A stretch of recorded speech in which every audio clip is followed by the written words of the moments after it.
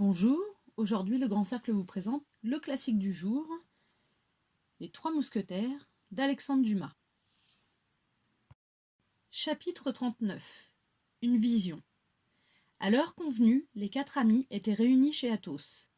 Leurs préoccupations sur l'équipement avaient tout à fait disparu, et chaque visage ne conservait plus l'expression que de ses propres et secrètes inquiétudes, car derrière tout bonheur présent est cachée une crainte à venir. Tout à coup, Planchet entra, apportant 2 lettres à l'adresse de D'Artagnan. L'une était un petit billet, gentiment plié en long, avec un joli cachet de cire verte sur lequel était empreinte une colombe rapportant un rameau vert. L'autre était une grande épître carrée, et resplendissante des armes terribles de son éminence le cardinal-duc. À la vue de la petite lettre, le cœur de D'Artagnan bondit, car il avait cru reconnaître l'écriture, et quoiqu'il n'eût vu cette écriture qu'une fois, la mémoire en était restée au plus profond de son cœur. Il prit donc la petite lettre et la décacheta vivement. « Promenez-vous, lui disait-on, mercredi prochain, de 6 à 7 heures du soir sur la route de Chaillot, et regardez avec soin dans les carrosses qui passeront. Mais si vous tenez à votre vie et à celle des gens qui vous aiment, ne dites pas un mot, ne faites pas un mouvement qui puisse faire croire que vous avez reconnu celle qui s'expose à tout pour vous apercevoir un instant.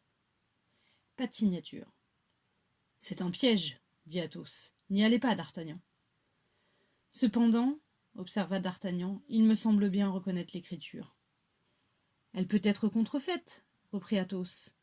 À 6 ou 7 heures, dans ce temps-ci, la route de Chaillot est tout à fait déserte. Autant que vous alliez vous promener dans la forêt de Bondy. »« Mais si nous y allions tous, dit D'Artagnan, que diable, on ne nous dévorera point tous les 4. Plus 4 laquais, plus les chevaux, plus les armes, ils en auraient une indigestion. »« Puis ce sera une occasion de montrer nos équipages, observa Porthos. »« Mais si c'est une femme qui écrit, dit Aramis, et que cette femme désire ne pas être vue, songez que vous la compromettez, D'Artagnan, ce qui est mal de la part d'un gentilhomme. »« Nous resterons en arrière, dit Porthos, et lui seul s'avancera. »« Oui, ajouta Aramis, mais un coup de pistolet est bientôt tiré d'un carrosse qui marche au galop. »« Bah, dit D'Artagnan, on me manquera. Nous rejoindrons alors le carrosse, et nous exterminerons ceux qui se trouveront dedans. Ce sera toujours autant d'ennemis de moins. »« Il a raison, dit Porthos. Bataille! Il faut bien essayer nos armes, d'ailleurs. »« Ma foi, donnons-nous ce plaisir, ajouta Aramis de son air doux et nonchalant. Comme vous voudrez, continua Athos.